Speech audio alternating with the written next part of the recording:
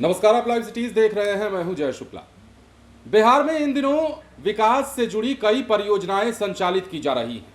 इन परियोजनाओं को मूल रूप देने के लिए जमीन का अधिग्रहण भी जोर शोर से किया जा रहा है और शहर शहर जमीन अधिग्रहण की तस्वीरें भी आप देख पा रहे हैं। अब देखिए, जमीन अधिग्रहण के समय होता क्या है। कई जमीन मालिकों के साथ अधिकारियों की झड़प हो जाती है। कई बार सरकार के खिलाफ नाराजगी देखी जाती है और कई दफे जो है जमीन देने से मना कर दिया जाता है और कई बार रेट को लेकर, दाम को लेकर, एमवीआर को लेकर भी बकझक होती है और विवाद सामने आ जाता है। लेकिन अगर आप बिहार में रहते हैं और आप भी जमीन रखते हैं, अपने पास कुछ जमीनों के मालिक हैं अगर आप, तो आपको यह खबर सुननी चाहिए, क्योंकि बिहार में अब जमीन अधिग्रहण का नियम बदल चुका है और नया नियम यह कहता है कि जमीन अधिग्रहण मामले में और भी पारदर्शिता आएगी और जितने भी विवाद संबंधित मामले को लेकर हुआ करते थे अब वो विवाद नहीं होंगे। तो मसला क्या है वो हम आपको समझाते हैं बिना देरी किए हुए।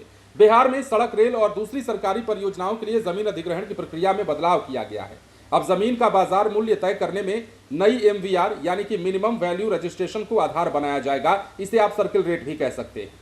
अब जून 2026 के बाद जारी भूमि अधिग्रहण की अधिसूचना की तारीख पर जो एमवीआर लागू होगी उसी के आधार पर जमीन का बाजार मूल्य तय किया जाएगा। सरकार ने इसे लेकर सभी संबंधित अधिकारियों को स्पष्ट निर्देश जारी कर दिया है। अब निबंधन विभाग के अनुसार राज्य में जमीन की एमवीआर बढ़ाई गई है। ग्रामीण क्षेत्रों में बाजार मूल्य को 1.6 गुना किया गया है, तो वहीं शहरी और शहर से सटे इलाकों में एमवीआर को 2 गुना कर दिया गया है। अब भूमि अधिग्रहण से जुड़ी अधिसूचना जारी होने की तारीख पर लागू एमवीआर ही जमीन के बाजार मूल्य का आधार बनेगी।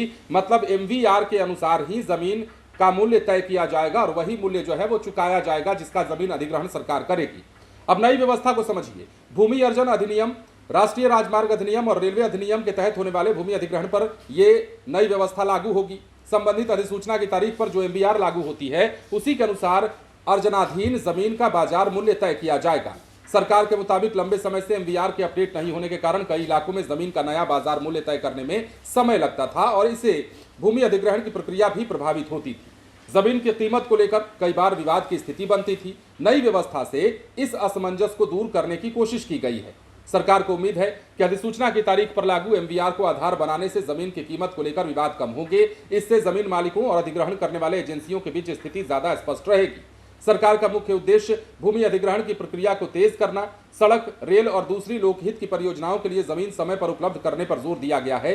संबंधित अधिकारियों को निर्देश दिया गया है कि नई व्यवस्था के मुताबिक ही अर्जनाधीन जमीन का बाजार मूल्य तय करें। मतलब समझिए, ये बड़ी बात है।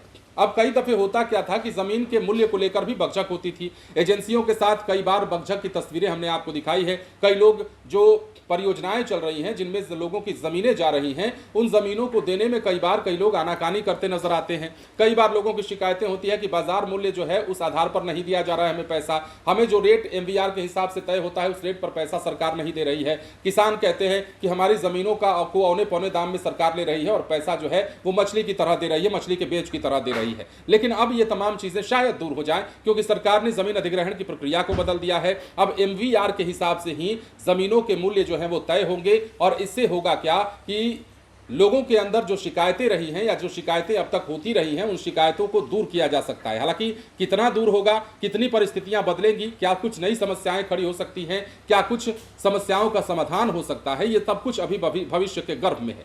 फिलहाल बने रहे लाइव सिटीज के साथ। धन्यवाद।